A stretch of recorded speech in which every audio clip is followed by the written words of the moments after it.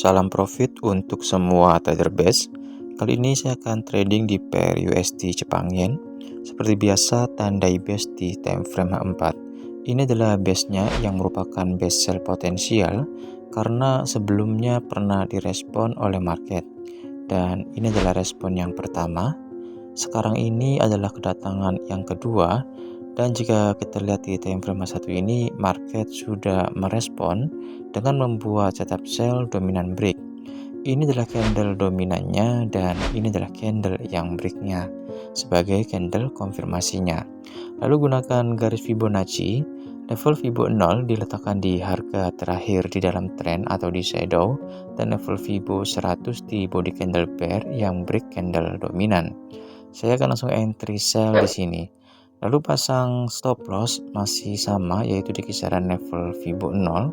Dan untuk take profitnya sendiri, karena entry-nya di kisaran level Fibo 100, maka untuk take profit ideal adalah di kisaran level Fibo 261. Di sini setup sudah lengkap, kita tinggal tunggu respon market terhadap base sell dan setup sell dominan break tersebut.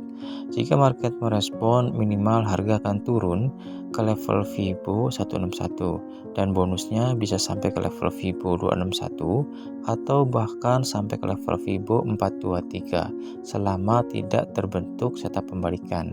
Jadi pada dasarnya saya di sini nggak pernah tahu harga akan sampai kemana, karena saya berpikir secara logik, yaitu melihat respon market terhadap setiap level Fibonacci untuk menentukan keputusan harga akan lanjut ke level Fibo berikutnya atau tidak dengan pola kepembalikan yang terbentuk.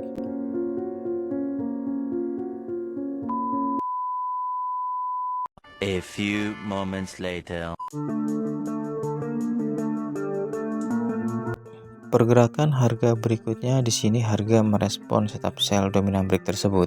Harga turun sampai ke level Fibo 161 dengan cukup ekstrim, yaitu hanya butuh satu candle aja harga sudah break level Fibo 161. Jika melihat pergerakan saat ini yang cukup besar, 99,99% harga dipastikan akan melanjutkan penurunan sampai ke level Fibo 261. Tapi di sini kita tetap waspada dengan wajib memindahkan stop loss ke level Fibo 50 atau bisa ke break even point dan SL plus, tergantung dari kenyamanan trading teman-teman. Tapi untuk saya sendiri di sini saya akan memindahkan stop loss ke level Fibo 50 karena dengan alasan jarak level Fibo 100 ke level Fibo 161 ini terlalu dekat. Memindahkan stop loss ini dilakukan untuk mengamankan modal kita jika sewaktu-waktu ada pergerakan harga yang tidak diinginkan.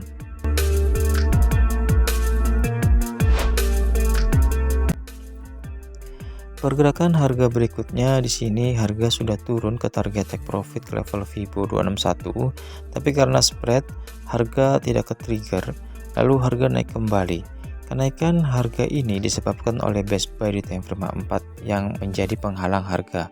Ini adalah base buy-nya yang membuat khawatir market akan merespon, karena bisa saja menjadi pijakan harga untuk naik lebih tinggi lagi di time frame 4. Tapi jika kita lihat di time frame 1 ini, market belum membuat setup pembalikan.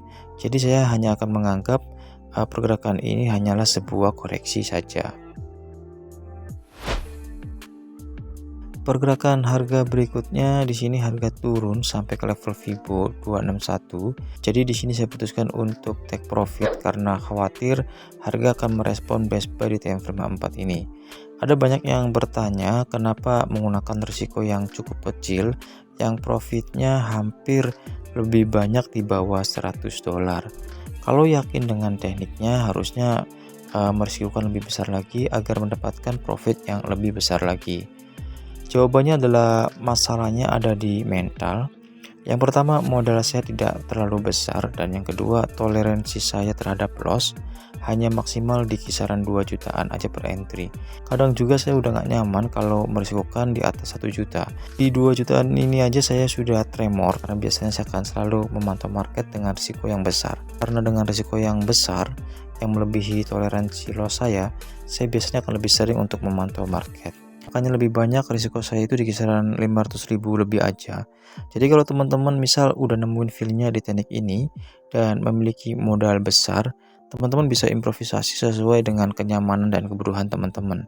Karena dulu waktu masih ada grup yang saya buat, ada banyak teman-teman yang share profit pakai teknik ini dan terbukti profitnya gede-gedean melebihi profit yang saya dapat.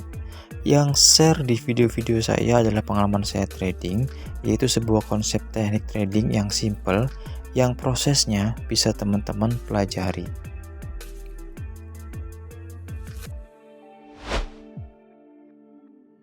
Pergerakan harga berikutnya di sini harga kembali melanjutkan penurunannya sampai ke level Fibo 423 dengan sangat cantik, karena selama pergerakan harga penurunan ini hanya ada satu drama di kisaran level Fibo 261, yaitu dengan membuat satu candle bull saja.